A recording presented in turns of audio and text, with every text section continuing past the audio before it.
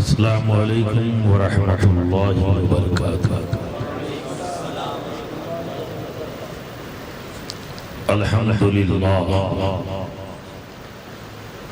للہ نحمده ونستعینه ونستغفره ونؤمن به ونتوکل علیہ ونعوذ باللہ من شرور انفسنا ومن سیئات اعمالنا من يهده الله فلا مضل له ومن يضلل فلا هادي له ونشهد أن لا إله إلا الله وحده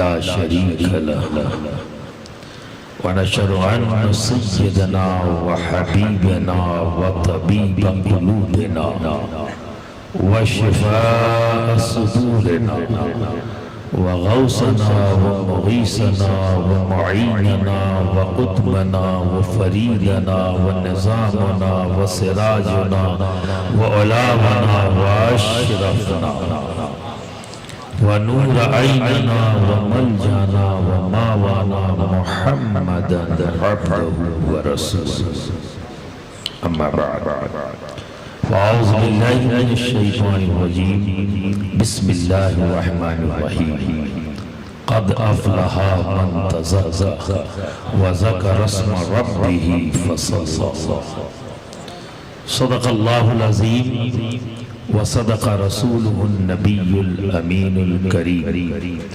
ونحن على ذلك لمن الشاهدين والشاكرين والحمد لله رب العالمين۔ برادران ملت اسلامی،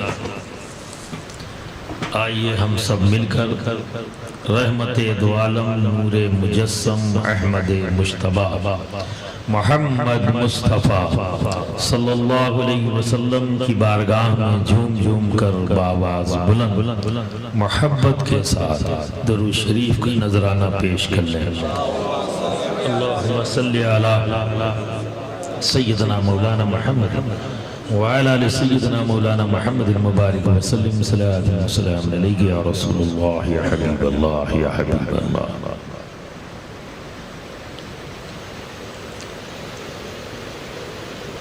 تلاوت کردہ آیت کریمہ پر جو آج کے عنوان کے مطابق ہے، اس پر گفتگو کرنے سے پہلے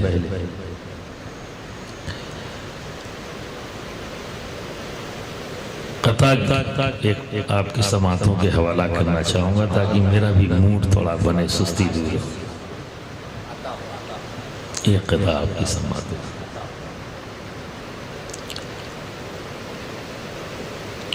اس لاک ڈاؤن نے بہت تڑپایا ہے۔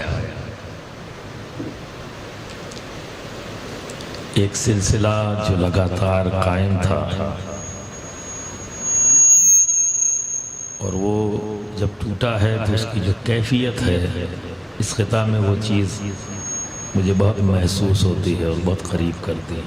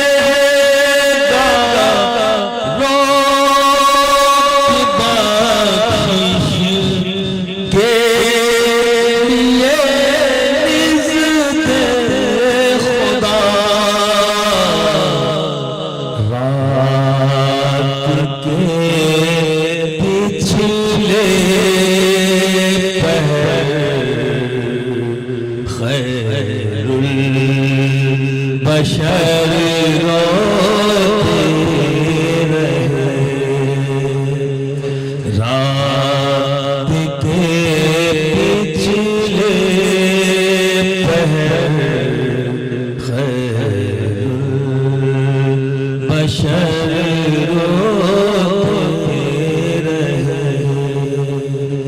حسرت طیبہ یوں رات دن روتے رہے. ایک بار اور نبی اور آل نبی پڑھ رہے صلی اللہ علیہ نبی الامی وآلہ وصلی اللہ علیہ وسلم. سلام علیک یا رسول اللہ یا حبیب اللہ یا حبیب اللہ. خانقاہ اور ہماری ذمہ داری بات خانقاہ کی ہوگی، خامخواہ کی نہیں. تھوڑا سا کنفیوژن ہٹا دوں. اس دور میں ایک نئی چیز آ گئی ہے جس کا نام ہے خامخواہ. تو ہم خانقاہ کی بات کریں گے، خامخواہ کی نہیں. وہ آپ کو سمجھنا ہے خود سے. میں آپ کو قریب لے جاؤں گا، آپ کے ذہنوں کو قریب لے جاؤں گا تاکہ آپ خامخواہ کو جانتے ہیں ساتھ ساتھ جیسے جیسے آپ خانقاہ کو جانتے ہیں. برادران ملت اسلامیہ، ایک بیسک چیز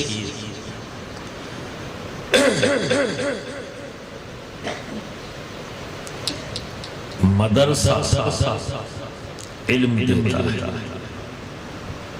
اور علم وہ نور ہے جو دماغ کو روشن کر دیتا ہے. بغیر علم کے عمل ممکن نہیں. لیکن حضرت مخدوم سلطان سید اشرف جہانگیر سمنانی فرماتے ہیں کہ وہ عالم جو بے عمل ہو، وہ عالم جو بے عمل ہو، وہ کیسا ہے؟ ایسا ہی جیسے کوئی میرا شیشہ بنا قلعی.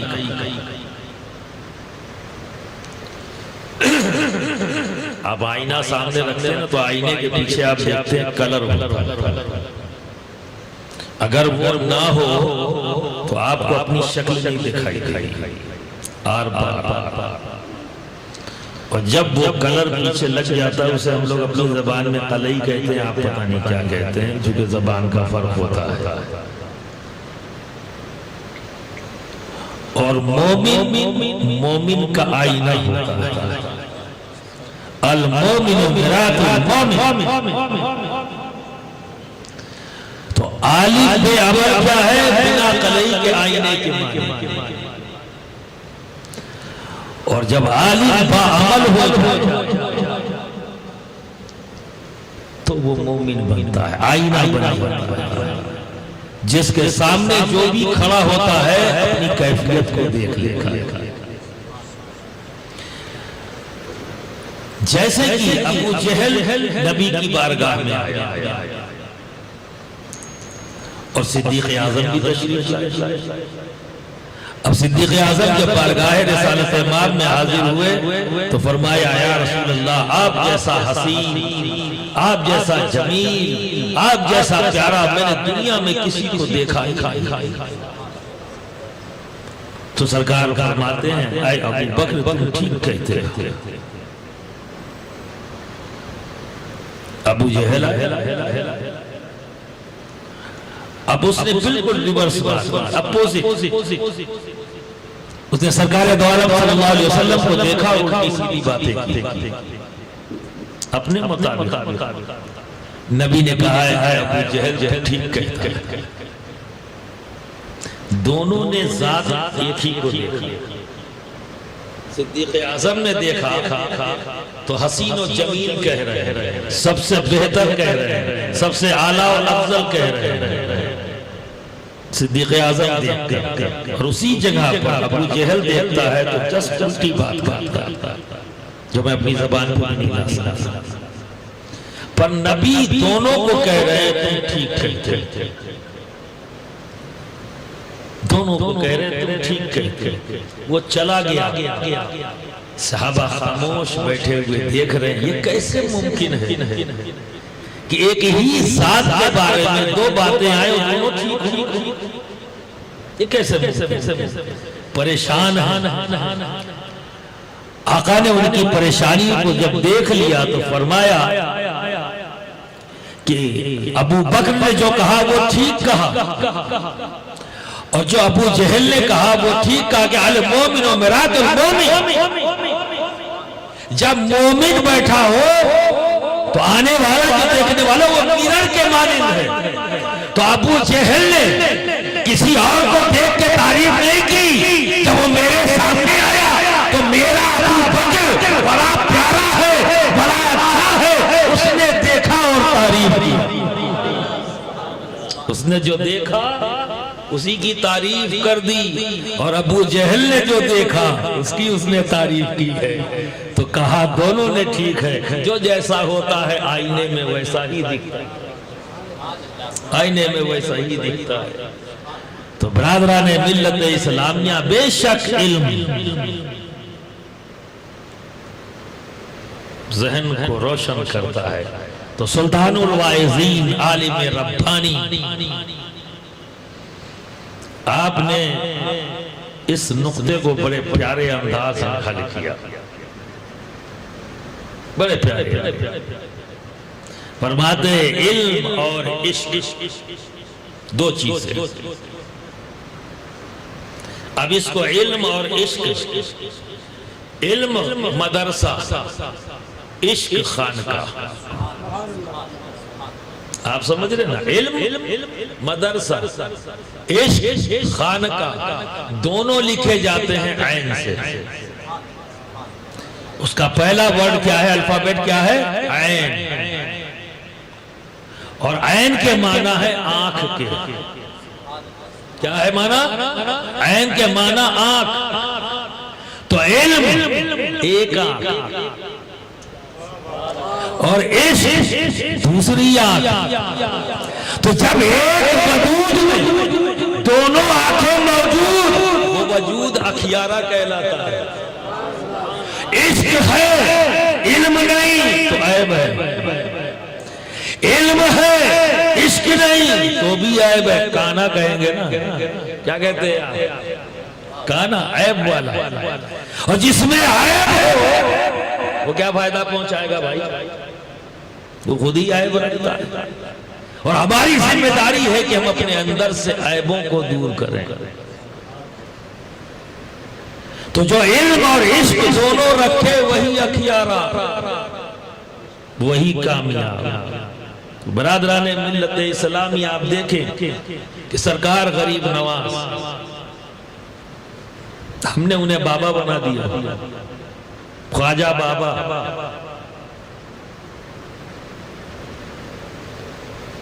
محبوب یزدانی, غوث العالم سید اشرف جہانگیر سمنانی, مخدوم بابا. بابا کیا کیٹیگری سیٹ کیا ہے, جو ایسے ایسے ہاتھ کرے بابا اور ایسی محمل باتیں کرے جو اس کی خود بھی سمجھ میں نہ آتی ہے. تو سامنے والا کیا سمجھے؟ تو جب سامنے والا نہیں سمجھا کہ یہ راز کی باتیں ہیں, جو خود نہیں سمجھے بنا سمجھے بول رہے ہیں, اپنے تمام حواری مواری کو کیا سمجھے, یہ سب راز کی باتیں ہیں. مشہور ہو گئے فلاں بابا, لات ماریں فلاں بابا, گالی بکیں فلاں بابا, یہ بابا وہ بابا, اسی کیٹیگری میں لا کے کھڑا کر دیا. مخدوم بابا, خواجہ بابا. اور افسوس ہوتا ہے کہ صاحب علم بھی بول دیتے ہیں. ایک بات اچھی طرح سے جان جانا کہ ہر عالم کا صوفی ہونا ضروری نہیں ہے, پر ہر صوفی کا عالم ہونا ضروری ہے. یہ ضروری نہیں کہ ہر عالم صوفی ہو جائے, عاشق ہو جائے, پر ہر عاشق کے لیے, ہر صوفی کے لیے ضروری ہے عالم کا. یہی وجہ ہے کہ میرا غریب نواز, میرا خواجہ سلطان الہند عطاء رسول، یہ مفتی بھی ہیں، محدث بھی ہیں، یہ مفسر بھی ہیں، یہ علامہ بھی ہیں، پر کہتے نہیں، کیوں؟ کیونکہ صوفی ہیں، کہتے نہیں۔ یہ محبوب الہی جب مولانا نظام الدین کے نام سے جانے جاتے تھے دلی میں، تو اچھے اچھے علماء کا پتا پانی ہو جاتا تھا ان کے سامنے کھڑے ہونے، زبردست بناتے، کسی کی ہمت نہیں پڑتی تھی کہ ان سے مناظرہ کر لے، علم کی وہ حنک۔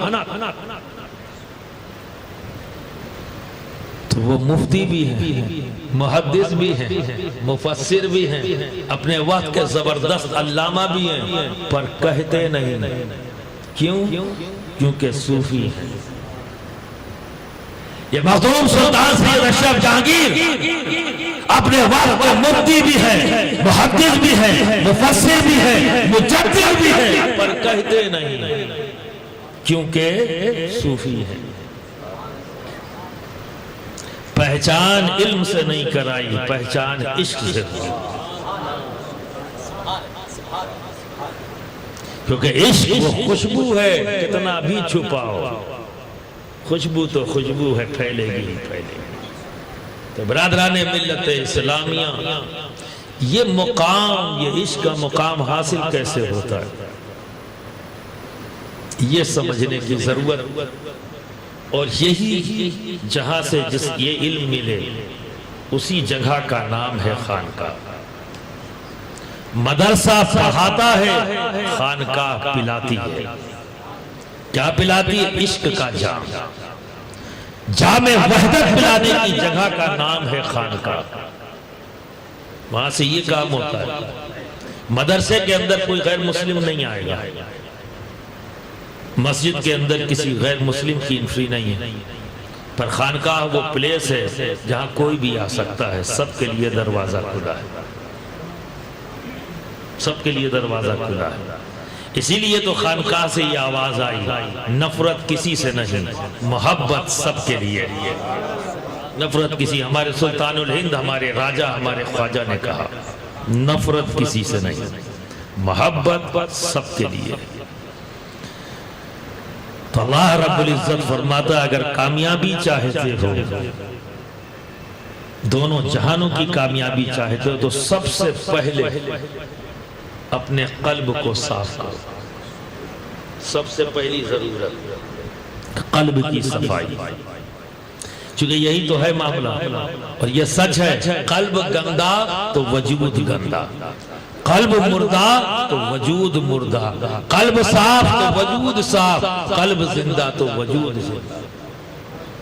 اب یہاں گندگیاں کون کون سی؟ بڑی گندگیاں موجود ہیں۔ جو سب سے بڑی گندگی ہے وہ کیا ہے؟ کفر اور شرک کی گندگی، یہ سب سے بڑی گندگی ہے۔ اور جتنی بڑی گندگی ہے اتنی ہی آسانی سے یہ صاف بھی ہوتی ہے، یہ بھی بات بہت بڑی گندگی لیکن آسانی سے صاف ہوتی ہے۔ کب؟ جب دل سے یقین جانا اور زبان سے اقرار کرتے ہوئے کہہ دیا لا الہ الا اللہ محمد الرسول اللہ صلی اللہ علیہ وسلم، صاف۔ کفر اور شرک کی گندگی صاف، پر اور بھی گندگیاں ہیں جس سے نجات حاصل کرنا مشکل۔ لالچ کی گندگی، حسد کی گندگی، انانیت کی گندگی، تکبر کی گندگی، بڑائی کے سودے کی گندگی، یہ تمام گندگیاں ایسی ہیں جس سے قلب گندا ہے۔ اور یہ فارمولہ سمجھ لیے، اصول ہے کہ پاکی اور گندگی کبھی ایک جگہ اکٹھا نہیں ہوتی، یہ ایک دوسرے کی ضد ہے۔ محبت پاکی ہے، لالچ، حسد، انانیت، تکبر، گھمنڈ، ایگو، یہ تمام چیزیں کیا ہے؟ گندگی۔ تو دوست جب ان گندگیوں سے قلب گندا ہوگا تو محبت کا پیغام عام کیسے ہوگا؟ یہی وجہ ہے کہ آج اس دور میں ہم نفرتوں کا کاروبار کر رہے ہیں، ہر طرف ہر پلیٹ فارم سے یہ کام ہو رہا ہے۔ حد تو یہ ہے جہاں سے محبت کا پیغام عام ہونا چاہیے وہاں سے بھی ہو رہا ہے۔ یہ میری خانقاہ، یہ تیری خانقاہ، یہ اس کی خانقاہ، یہ اس کی خانقاہ۔ افسوس کی بات ہے یہاں بھی ہو رہا ہے، کیونکہ لالچ کی گندگی، انانیت کی گندگی، حسد کی گندگی یہاں بھی آگئی، جبکہ اس کا وجود صرف اس لیے ہے تزکیہ نفس، قلب کا صاف۔ تو اوریجنلی خانقاہ کا وجود کیا ہے؟ قلب کی صفائی۔ اور عرب کے بعد عجم کے اندر جو پہلی خانقاہ قائم ہوئی اس کی ہسٹری سن لیجئے، وہ کیسے قائم ہوئی اور کس نے قائم کیا؟ دو مسافر ایک راستے سے گزر رہے، جب قریب آئے تو دونوں، ایک نے سلام کیا، السلام علیکم ورحمت اللہ وبرکاتہ، دوسرے نے جواب دیا وعلیکم السلام ورحمت اللہ وبرکاتہ۔ جس نے سلام کیا تھا اس نے پلٹ کر اسے کہا آؤ بھائی کھانے کا وقت ہو گیا ہے، آؤ ساتھ میں کھانا کھاتے۔ دونوں محبت سے بیٹھ گئے ایک جگہ۔ ایک تیسرا آدمی گھوڑ سوار وہ کھڑا یہ ہو کر منظر دیکھ رہا ہے۔ انہوں نے آرام سے کھانا کھایا اور کھانا کھانے کے بعد پھر اٹھے، سلام کیا، ایک دوسرے سے گلے ملے، سلام کیا اور اپنے اپنے راستے پر چل پڑے۔ گھوڑ سوار نے گھوڑا دوڑایا، پہلے والے کے پاس پہنچا، کہا جس آدمی کے ساتھ تم بیٹھے تھے وہ کون تھا؟ کہا نہیں جانتا۔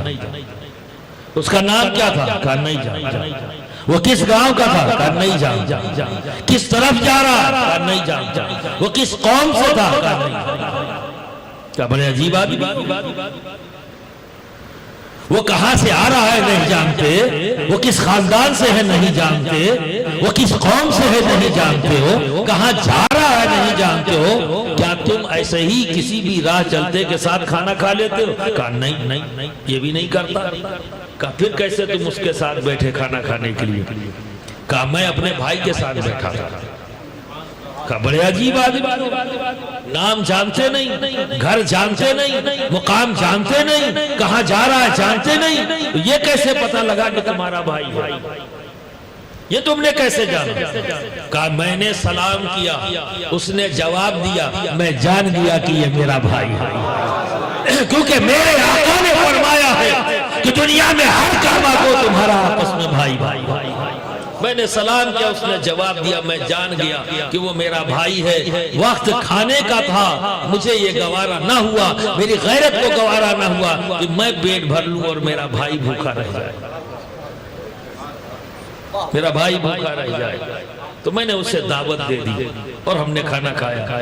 سن لی اس کی بات، پھر دوڑا یا دوسرے کے پاس پہنچا، اس سے پوچھا تم اس کو جانتے ہو جس کے ساتھ تم نے کھانا کھایا؟ کرنا کہاں سے آیا؟ نہیں جانتا۔ کہاں جا رہا ہے؟ نہیں جانتا۔ کس قبیلے سے؟ نہیں جانتا۔ کیا نام ہے؟ نہیں جانتا۔ تمہیں کوئی بھی دعوت دے دے تم اس کے ساتھ بیٹھ کے کھانا کھا لو گا؟ کہا ہرگز نہیں۔ پھر اس کے ساتھ کیوں کھایا؟ کہا وہ میرا بھائی تھا اس لیے کھایا۔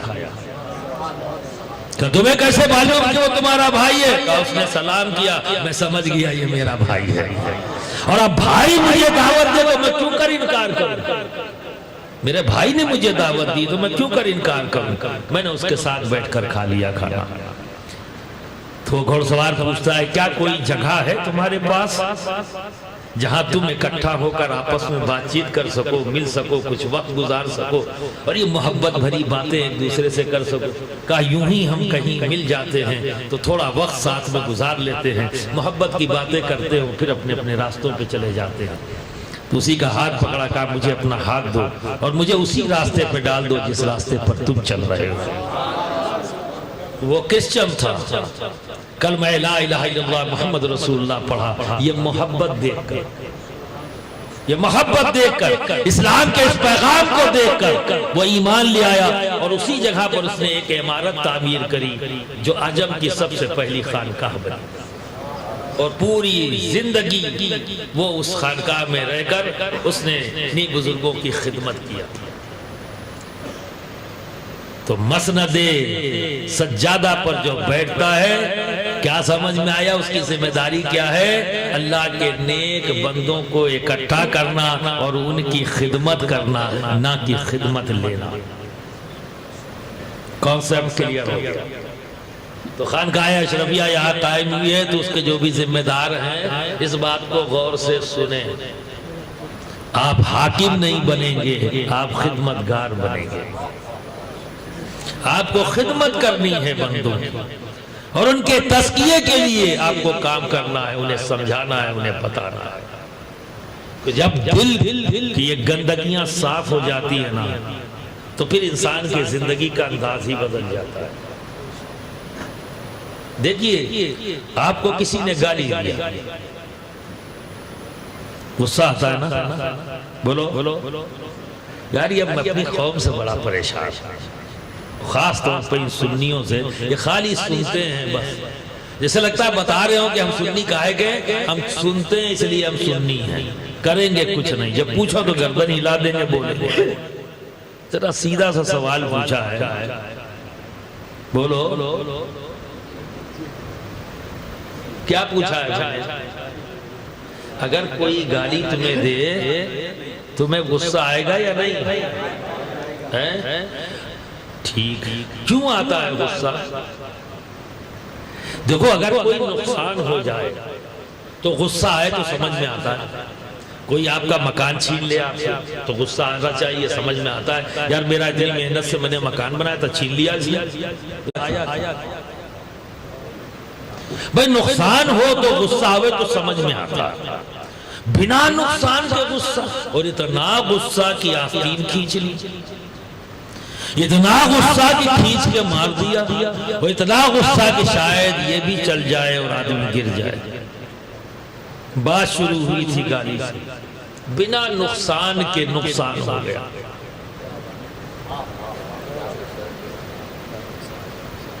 ہو گیا کہ نہیں ہوا؟ یہ نقصان کی وجہ کون بنا؟ کون ہے مجرم؟ کسے سزا ملنی چاہیے؟ جس نے نقصان کیا اس کو سزا ملنی چاہیے نا۔ اگر ہم اسے سزا دے دیں تو میری ذات سے کسی کو نقصان نہیں ہوگا۔ مجرم کو سزا دو نا، تو مجرم کون ہے؟ جسے برا لگا۔ مجرم کون ہے؟ جس نے گالی دی، وہ ہے مجرم۔ سزا کسے دے؟ اس ذات کو دے رہے ہیں جس کی زبان سے نکلا ہے، پر اکسایا ہے کس چیز نے گالی دینے کے لیے؟ نفس نے۔ اور غصہ کس کو آیا؟ نفس کو۔ سزا اسے دو نا، سزا اسے دو۔ خانقاہ یہ بتائے گی، خانقاہ تمہیں یہ بتائے گی اصل مجرم کو سزا دو۔ مجرم کو سزا دو گے، اسے قید کر لو گے، اسے فنا کر دو گے، اسے فنش کر دو گے، کامیاب۔ حضرت بایزید بسطامی جب بسطام شہر لوٹے، جانتے ہو یہ ذات کون ہے؟ انہیں آسمانوں میں سلطان العارفین کے نام سے جانا جاتا ہے۔ فرشتے انہیں سلطان العارفین کے نام سے جانتے ہیں، اور ہم زمین والے انہیں بایزید کے نام سے جانتے ہیں۔ اور آپ کا وہ مقام و مرتبہ ہے، اگر کوئی بندہ مومن بندہ آپ کا اصل نام یاد رکھے، اپنے ذہن میں محفوظ کر لے، دل میں بسا لے، اور اسی حالت میں موت آ جائے تو ان کے نام کی برکت سے امید رکھو کہ رب تبارک و تعالیٰ بخش دے۔ کیا مقام ہے، کس طرح سے انہوں نے اپنے رب کو راضی کر لیا ہے۔ ایسے رب نہیں راضی ہوتا، ایکسرسائز کرنے سے نہیں، نماز سے راضی ہوگا، ایکسرسائز کرنے سے نہیں۔ تو وہ بایزید ایک عرصے کے بعد جب بسطام لوٹ رہے، شہرت ہو گئی، بایزید آ رہے ہیں، بایزید آ رہے، پورا شہر منزل پر پہنچ گیا، شہر کے باہر استقبال کے لیے نعرے لگ رہے ہیں۔ کوئی عبا چوم رہا ہے، جس کی رسائی جہاں تک چوم رہا ہے۔ صوفیہ کے ہاں یہ بھی ہے، ہاتھ ملے تو ہاتھ چوم لیا، ہاتھ نہیں مل پایا تو عبا چوم لیا، پیر چوم لیا، اور اگر وہاں تک بھی رسائی نہیں ہوئی تو اپنا داہنا گال زمین پہ رکھ دیا. دور ہے نہیں رسائی ہے تو داہنا گال وہیں عزت دے دی، عظمت بیان کر دی. اب اس انداز میں لوگ والہانہ انداز لے کر اور نعرے بازی کرتے ہوئے، تو بایزید بستانی کا نفس جو ہے وہ کہنے لگا، کہے بایزید تم تو بہت بڑے آدمی ہو گئے، سب تمہارے نعرے لگا رہے، بڑا بڑا مقام ہو گیا تمہارا. اتنا کہنا تھا نفس کا، جیب میں ہاتھ ڈالا. رمضان کا مہینہ، سب روزے سے تھے، آپ بھی روزے سے، اندر ہاتھ ڈالا، سوکھی روٹی نکالا اور کھانا شروع. اور جیسے ہی کھانا شروع کیا اب سب الٹ گئے، جو نعرے لگا رہے تھے گالی دینے لگے.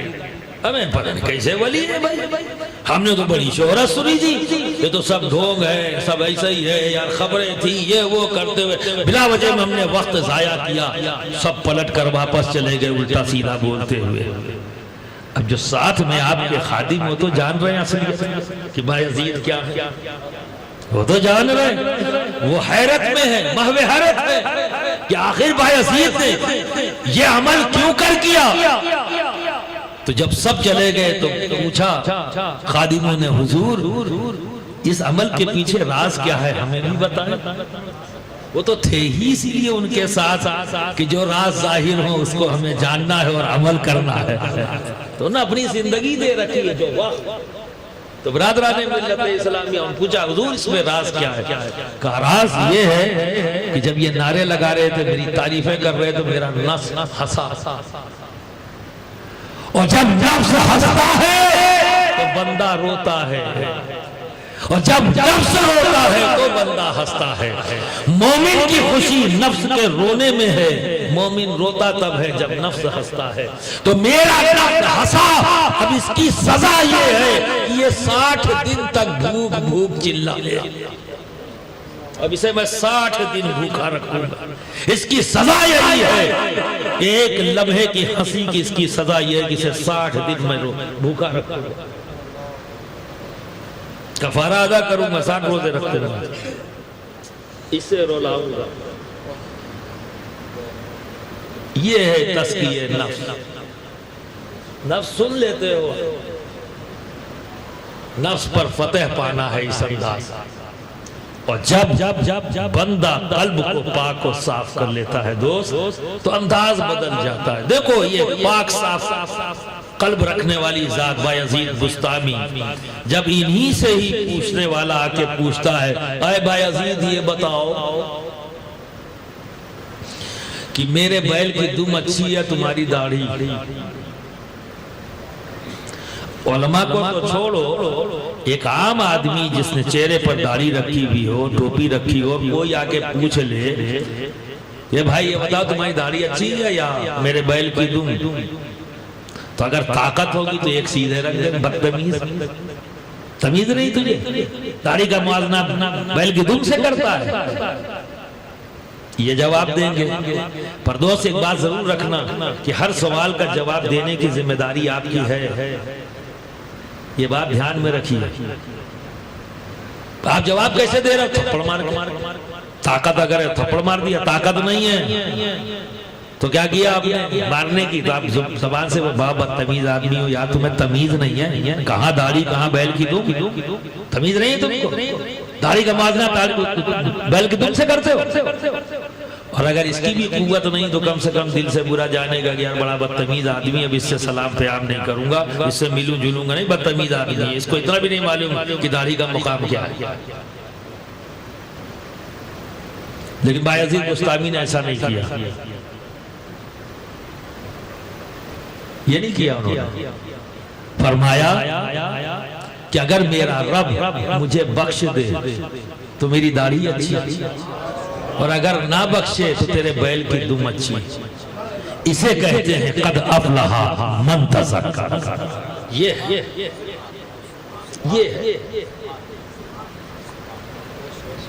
جس چیز کا رب نے ہمیں حکم دیا ہے، کس انداز میں کس تیور میں دیا ہے، تحقیق. ارے رب کچھ کہے اس میں تحقیق کی ضرورت کیا ہے بھائی؟ لیکن کسی چیز کو امپورٹنس کو ظاہر کرنے کے لیے کبھی جب انسسٹ کرنا پڑتا، فورسبلی کہنا ہوتا ہے، تو ایسے الفاظ کا استعمال کیا جاتا ہے۔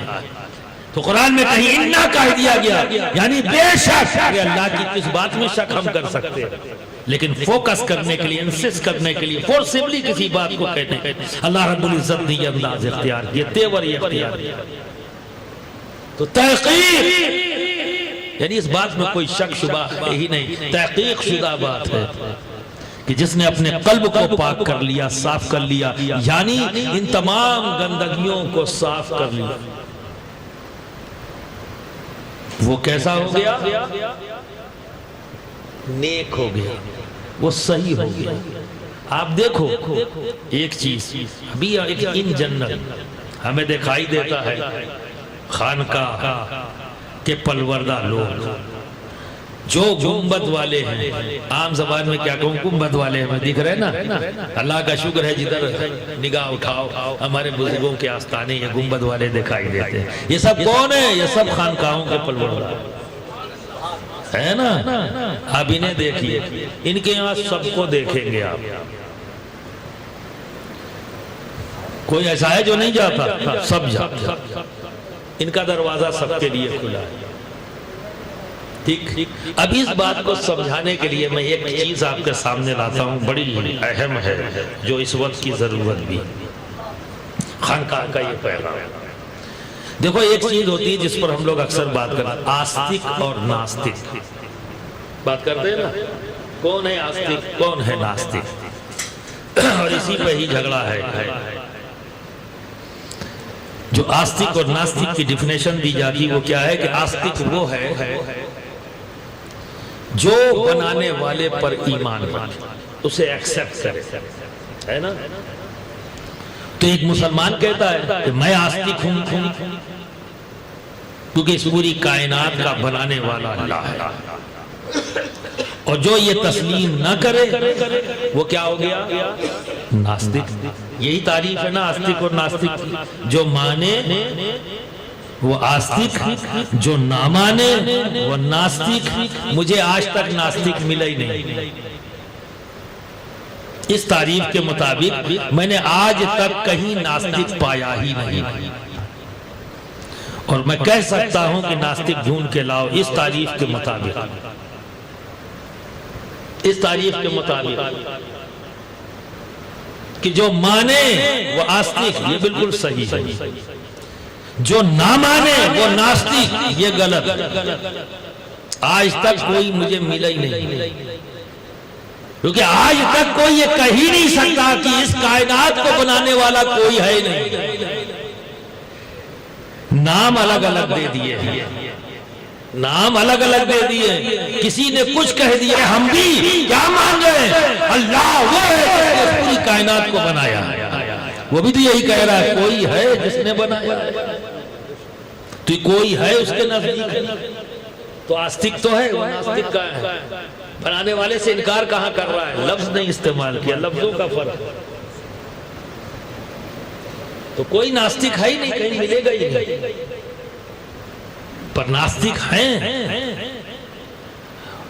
ناستک ہیں۔ اور اس ڈیفینیشن پہ جو میں آپ کے سامنے پیش کرنے جا رہا ہوں اس پہ غور و فکر کریے گا، اور میری کبھی عادت نہیں رہی ہے کہ میں اپنی کوئی بات تھوپتا نہیں، پسند آئے تو لے لینا، نہ پسند آئے تو جھگڑا مت کرنا، پیار سے ہی واپس کر دینا جیسے پیار سے میں تمہیں دے رہا ہوں، جھگڑا مت کرنا بھائی، بالکل جھگڑا مت کرنا، خسر خسر مت کرنا، میں اتنا ہی کہہ دینا نہیں سمجھ آئی ہم واپس کرتے ہیں، لے اور سمجھ میں آ جائے تو پھر انداز اختیار کر لینا۔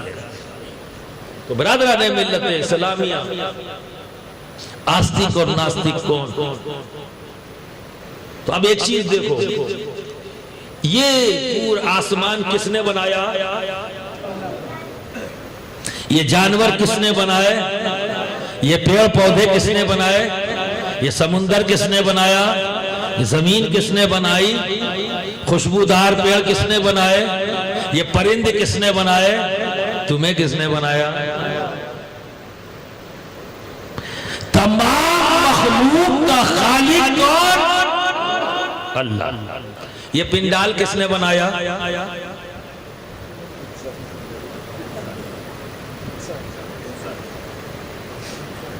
تو بولو بھائی، اب اتنا مشکل سوال تو نہیں ہے یار۔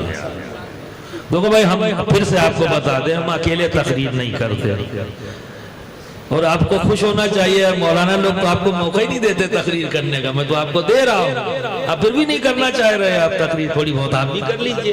تو جو میں سوال کروں اس کا جواب دیجئے، آسان سے سوال کر رہا ہوں۔ بتائیے یہ پنڈال کس نے بنایا؟ جو آپ کے سر پہ ٹوپی ہے کس نے بنایا؟ جو آپ کے تن پر کپڑا ہے وہ کس نے بنایا؟ جو پیروں میں جوتا ہے وہ کس نے بنایا؟ جس گھر سے نکل کے آئے وہ گھر کس نے بنایا؟ جس سڑک پر چل کے آئے وہ سڑک کس نے بنائی؟ مسجد کس نے بنائی؟ بولو، بولتے جاؤ، سمجھ کے بولنا۔ مندر کس نے بنایا؟ گرجا کس نے بنایا؟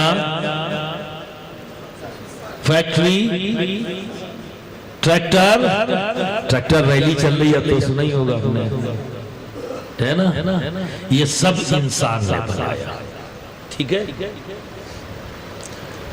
زمین، آسمان، پیڑ، پودے، چرند، پرند، حیوانات، یہ پہاڑ، یہ نہریں، یہ ندیاں، یہ سمندر، یہ سب اللہ۔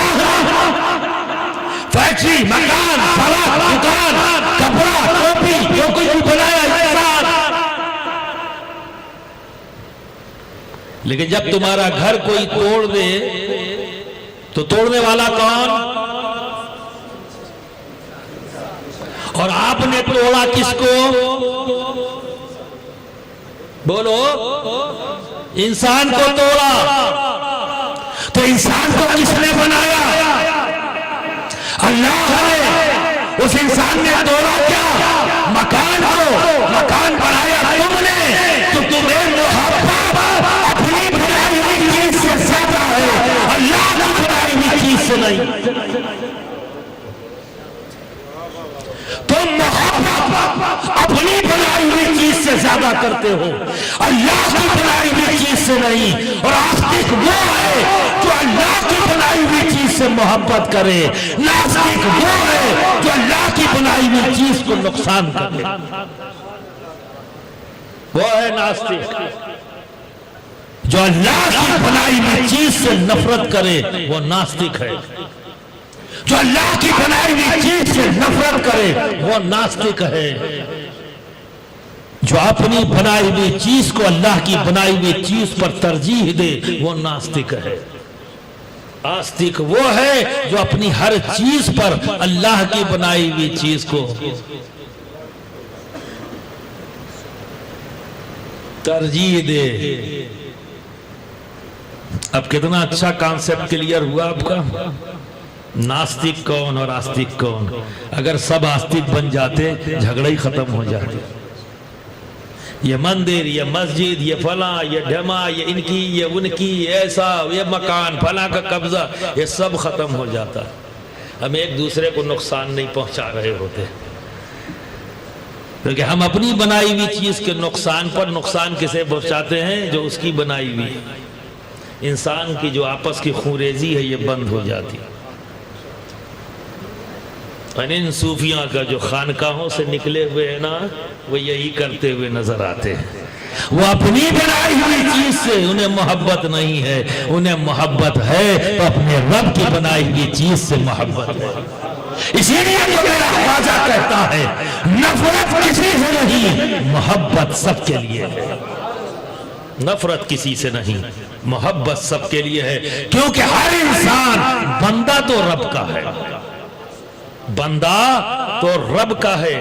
اور برادران ملت اسلامیہ یہ الگ بات ہے کہ اپنی کم علمی کی بنیاد پر، اپنی ضد کی بنیاد پر، اپنی ہیکڑی کی بنیاد پر، اپنے ظلم بھرے ذہنیت کی بنیاد پر وہ جہنم کے دہانے پر کھڑا ہو، پر ہے تو بندہ۔ کیا اس سے انکار کیا جا سکتا ہے کہ وہ اللہ کا بنایا ہوا نہیں ہے؟ کیا اس بات سے انکار کیا جا سکتا ہے کہ وہ ہمارے پروردگار کی مخلوق نہیں؟ کیا اس کا خالق رب نہیں؟ یہ ہم نہیں کہہ سکتے، چونکہ اس کا خالق رب ہی ہے۔ وہ اپنی کم علمی کی بنیاد پر جہنم کے دہانے پہ کھڑا ہے تو بندہ، میں بھی بندہ ہوں رب کا، میں بھی بندہ ہوں رب کا۔ تو جب وہ بھی بندہ اور میں بھی بندہ تو اللہ واسطے میری ذمہ داری کیا بنی؟ ایک انسان کی ایک انسان کے لیے ذمہ داری کیا بنی؟ اتنی تو محبت کا حق بنتا ہی ہے کہ اسے جہنم کے دہانے سے کھینچ کر جنت کے دہانے پہ کھڑا کرنے کی کوشش کی جائے۔ یہ ذمہ داری جو ہماری بنتی ہے، کیونکہ ہم لا الہ الا اللہ محمد رسول اللہ پڑھنے والے۔ برادران ملت اسلامیہ، یہ لا کی منزل طے کرنا آسان نہیں، کہہ دینا آسان ہے، بڑے بڑے پھنسے ہیں اسی لا میں۔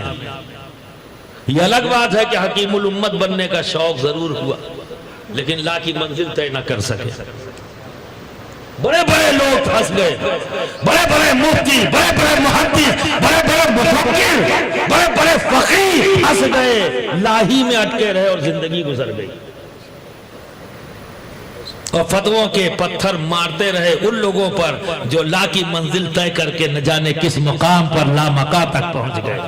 فتووں کے پتھر ان پر مارتے رہے وہ لوگ جو لا میں پھنسے تھے، وہ پتھر کس پہ پھینک رہے ہیں؟ جو لا کی منزل طے کر کے لا مقام تک پہنچ چکے۔ تو برادران ملت اسلامیہ، خدمت خلق یہ مول منتر ہے خانقاہ، خدمت خلق۔ اللہ کے بندوں کی خدمت کرو۔ کیا یہ تم نے اپنے علم میں تمہارے نہیں آیا کہ تمہارے آقا نے یہ کہا ہے کہ اپنے پڑوسی کا خیال رکھو؟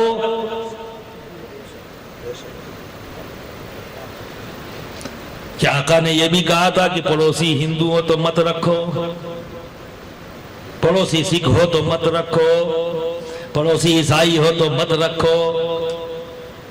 ہمارے آقا نے تو اسٹریٹ فارورڈ کہا ہے پڑوسی کا خیال رکھو۔ اور معاملہ پڑوسی کا تو یہ ہے کہ اللہ کے حبیب جب پڑوس کا ذکر کرتے تو صحابہ فرماتے ہیں کہ پڑوس کے تعلق سے سرکار اس حد تک گفتگو فرماتے کہ ہم لوگوں کا اندیشہ تھا کہیں ایسا نہ ہو کہ پڑوسی کا حق ہماری وراثت میں آ جائے، ہمارے نبی وراثت میں کہیں حق نہ دے دے پڑوسیوں کو۔ تو وہ نبی جو ہمارا آئیڈیل ہے،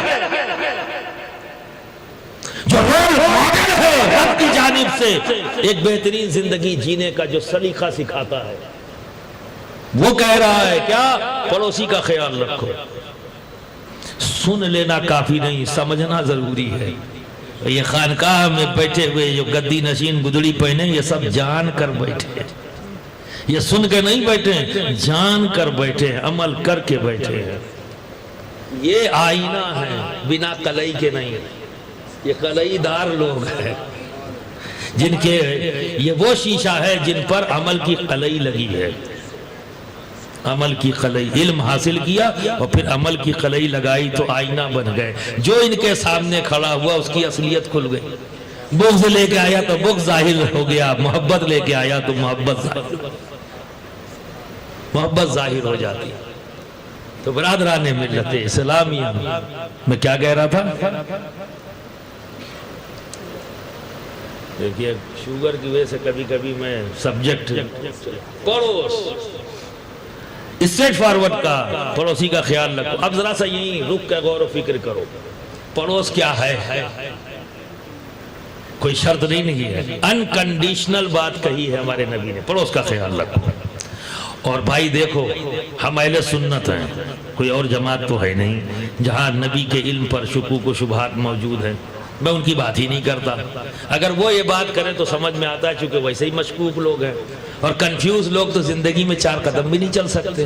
یہ بھی میں نے فراخ دلی سے کہہ دیا، 4 قدم ایک نہیں چل سکتے، ایک بڑھائیں گے پھر واپس، ایک بڑھائیں گے پھر واپس، پوری زندگی گزر جاتی ہے ایسے ہچکولے کھاتے رہتے ہیں۔ تو کنفیوز آدمی کا تو یہ حال ہوتا ہے، وہ سب کنفیوز ہے، اور کنفیوز آدمی کبھی سکون نہیں پاتا، کبھی نہیں پائے گا، ہمیشہ بے چین رہے گا، چاہے وہ راحت کی جگہ کیوں نہ پہنچ جائے۔ راحت کی جگہ کیا ہے؟ مسجد۔ بھائی ہمارے لیے تو پوری زندگی ایک مسجد کافی ہے، سکون ملتا ہے. اب ان کی بے چینی ایسی ہے روز مسجد بدلتے پر سکون نہیں ملتا. کیوں؟ کیونکہ کنفیوز ہے، بے چین ہے.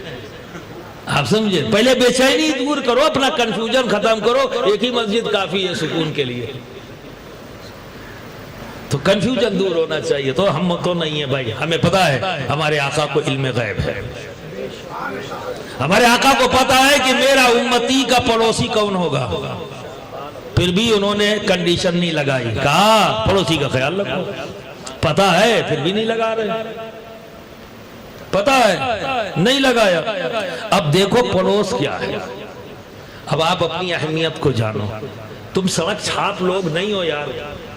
پتہ نہیں کیوں اپنے آپ کو سمجھتے ہو. اپنا استر نیچے مت کرو، بہت اونچے ہو تم لوگ. نبی کے امتی ہو یار، امام الانبیاء کے امتی ہو، اشرف الانبیاء کے امتی ہو، اللہ کے حبیب کے امتی ہو. تم اپنے آپ کو کمزور کیسے مانتے ہو بھائی؟ تم چلتے پھرتے لوگ نہیں ہو، سڑک چاپ نہیں ہو. بڑا بلند مقام ہے تمہارا، کیونکہ تم محمد عربی صلی اللہ علیہ وسلم کے امتی ہو. ہلکا مت سمجھنا اپنے آپ کو.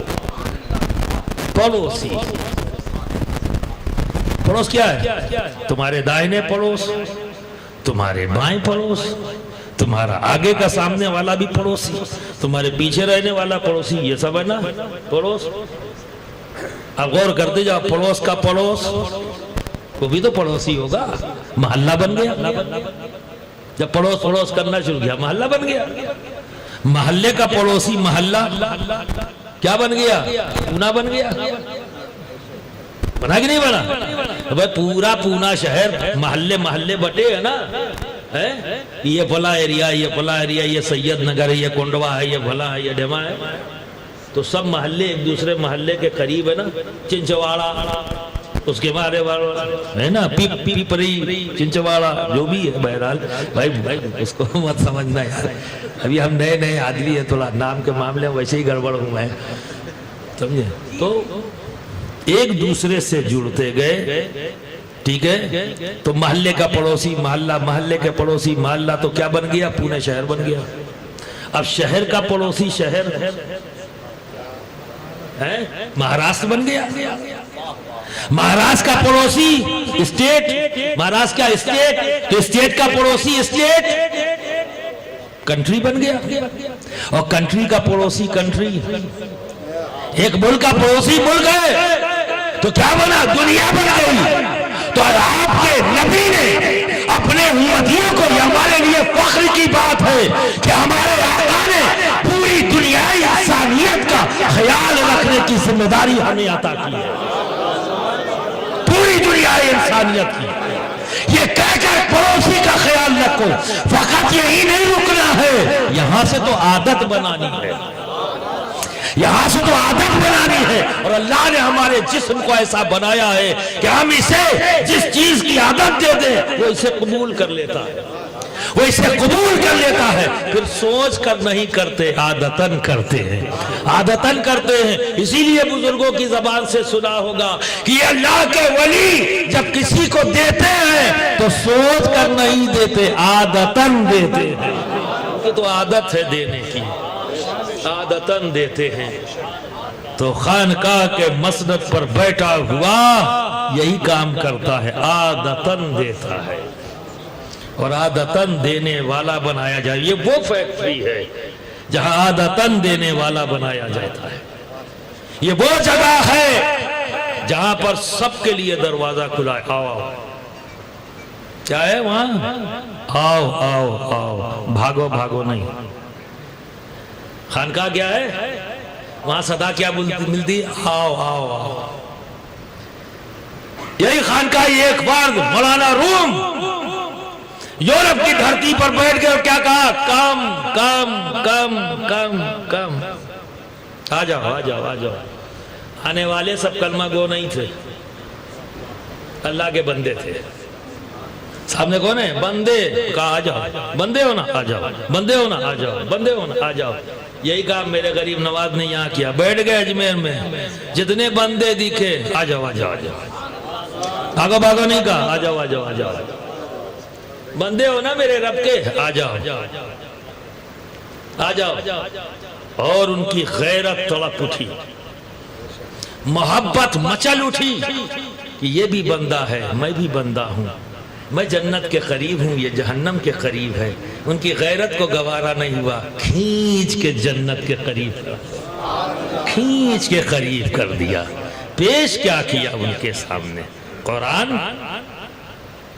तकरीर, तहरीर, किताब, तारीख का कोई वर्क दिखाओ जो ये पेश किया हो। एक भी तारीख हिस्ट्री का कोई एक पेपर उठा के मुझे दिखा दो कि गरीब नवाज ने आने वालों को सामने तकरीर पेश की, तहरीर पेश की, किताब पेश की। कुछ क्या पेश किया? नबी की अमली सीरत, अमली सीरत पेश कर दिया। और जब नबी की अमली सीरत सामने आई तो आने वाला ये कहता हुआ नजर आया, ऐ मोइनुद्दीन तुम्हारा बैठना बहुत अच्छा लगता है, अपने साथ बैठा लो। ऐ मोइनुद्दीन तुम्हारा चलना बहुत अच्छा लगता है, अपने साथ चला लो। ऐ मोइनुद्दीन हमें तुम्हारा दस्तरखान बिछाना बहुत अच्छा लगता है, अपने दस्तरखान पर बैठा लो। ऐ मोइनुद्दीन हमें तुम्हारा झुकना बहुत अच्छा लगता है, अपने साथ झुका लो। ऐ मोइनुद्दीन हमें तुम्हारा जमीन पर सर रखना बहुत अच्छा लगता है, हमें भी ये अंदाज सिखा दो। तुम्हारे सारे अंदाज हमें पसंद है, तुम्हारा मुस्कुराना पसंद है, तुम्हारा उठना पसंद है, तुम्हारा बैठना पसंद है, तुम्हारा बोलना पसंद है। ऐ मोइनुद्दीन तुम जिस राह पर हो उस राह पर चला दो, क्योंकि तुम्हारी सीरत हमें पसंद है।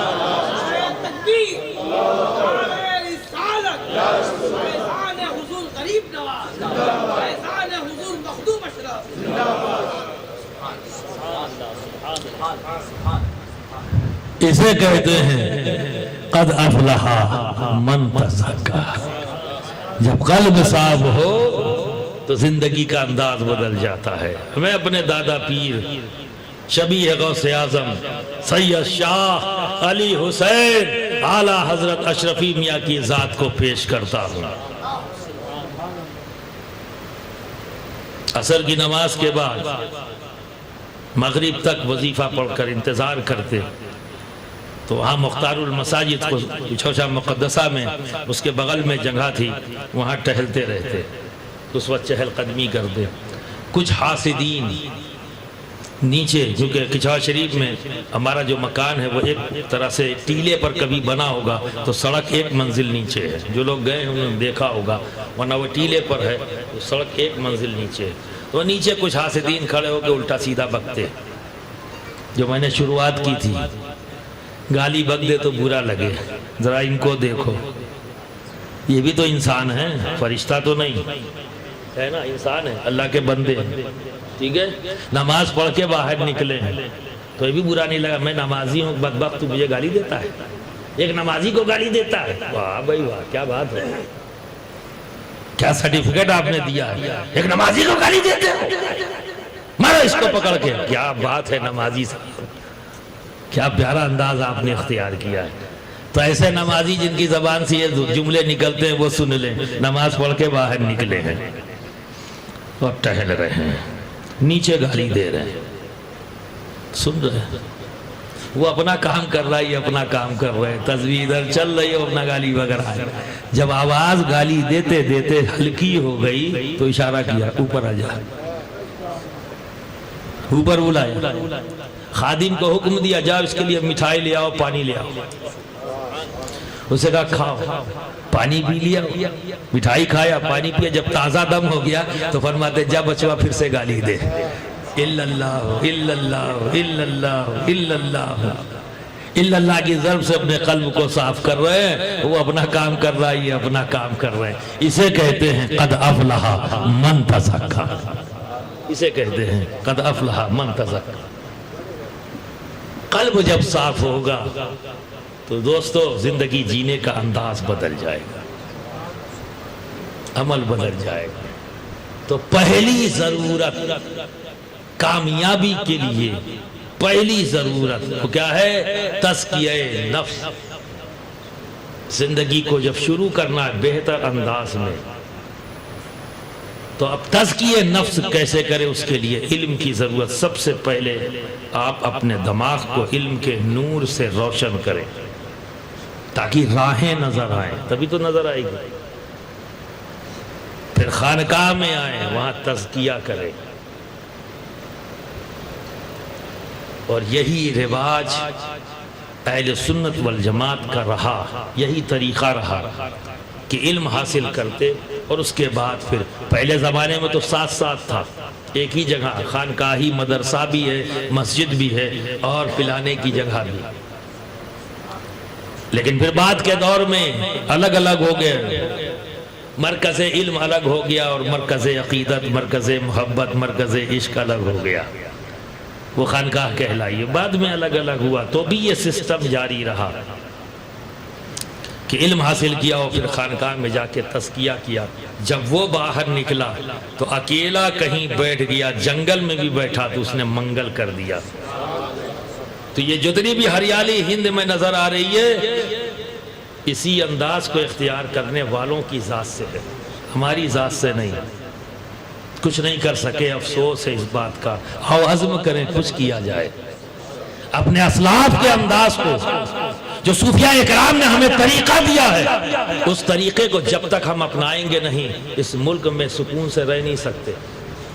یہ انہی کے طریقے کا اثر ہے کہ آج بھی آپ سکون سے ہیں، ورنہ آپ نے جو طریقہ دیا ہے وہ تو الجھنیں پیدا کر رہا ہے، وہ تو ٹکراؤ کے حالات پیدا کر رہا ہے. لیکن اگر آج اس کے باوجود بھی حالات بہتر ہیں تو انہی صوفیاء کرام کے کریکٹر کا اثر ہے، جو آج بھی ہند کے رہنے والے اسے آج بھی محسوس کر رہے ہیں، جن کی وجہ سے آج بھی آپ کی راہیں آسان ہیں. یار تجربہ کرنے کی کیا ضرورت؟ جو ٹیسٹڈ ہے طریقہ، جو یہاں ہزاروں سال سے ٹیسٹڈ اور کامیاب طریقہ، کیوں ہم اسے چھوڑ رہے ہیں؟ کیوں نہیں اس طرف آ رہے؟ کیوں نہیں اپنے آپ کو بہتر بنانے کی کوشش کر رہے ہیں؟ تو برادران ملت اسلامیہ، قلب کو پاک کرو، صاف کرو، یہ پہلی ضرورت ہے. اور اس کے لیے یہ خانقاہیں ہیں. اور سرکار غوث پاک نے جو ڈیفینیشن دی ہے، یہ خانقاہوں کے پلوردہ کون ہیں؟ انہیں کیا کہا جاتا ہے؟ بہت ڈھیر سارے نام ہیں. اہل اللہ بھی کہا جاتا ہے، ولی اللہ بھی کہا جاتا ہے، اولیاء اللہ بھی کہا جاتا ہے، ٹھیک ہے، اور اہل تصوف بھی کہا جاتا ہے. تو تصوف یہ فقط ایک لفظ نہیں ہے، ورڈ نہیں ہے، یہ ایک پورا ورڈ ہے. کیا ہے؟ ورڈ ہے، دنیا ہے تصوف. اور دیکھنے میں کیا ہے؟ ایک ورڈ، ٹھیک ہے. اور کیسے لکھا جاتا ہے؟ 4 الفابیٹ سے، تے، صاد، واو، فے. کیا ہے اس میں؟ پہلا لفظ کیا ہے؟ الفابیٹ تے، دوسرا صاد، تیسرا واو، چوتھا فے. اس سے بنا تصوف اور پوری دنیا بن گئی ہے. It's not a only word, it's a word. یہ پوری ایک دنیا ہے. تو ان کے ہاتھ تے سے مراد کیا ہے؟ تے سے مراد توبہ ہے. توبہ یعنی وہ بندہ جو توبہ کے آنسوؤں سے، گریہ‌زاری کے آنسوؤں سے اپنے رب بارگاہ میں اپنے جرم کا اقرار کرتے ہوئے آنسو بہاتا ہے. اور یہ آنسو اتنا قیمتی ہے دوست، یہ پانی اتنا پاک، صاف، شفاف ہے کہ یہ تمہارے قلب کی گندگی کو صاف کر دیتا ہے. لالچ کی گندگی، حسد کی گندگی، انانیت کی گندگی، تکبر کی گندگی، ان تمام گندگیوں کو صاف کر دیتا ہے. کیا